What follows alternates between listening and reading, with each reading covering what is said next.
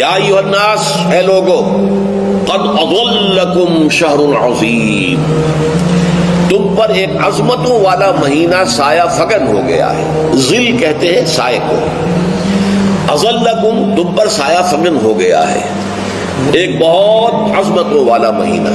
اب دیکھیں یہ وہی ہے بات جو انگریزی کے محاورے میں ہے کہ coming events cast their shadows before, آنے والے واقعات کا ایک سایہ سا پہلے سے پڑ جاتا ہے۔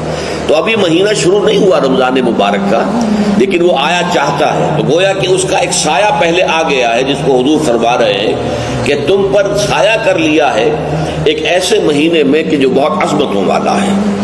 شہر مبارک، وہ مہینہ بہت برکتوں والا ہے۔ شہر فیہ لیلۃ خیر من الف شہر، یہ وہ مہینہ ہے کہ جس میں ایک رات وہ بھی ہے کہ جو 1000 مہینوں سے افضل ہے۔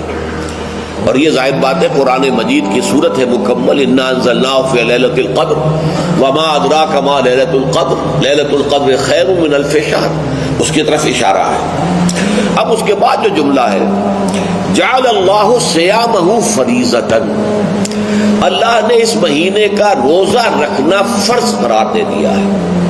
وقیام لیلہ، ایک تو قیام اللیل کے لفظ پر غور کیجیے، اور اس کی راتوں کے دوران کھڑے رہنے کو تطوعاً آزاد مرضی پر چھوڑ دیا ہے۔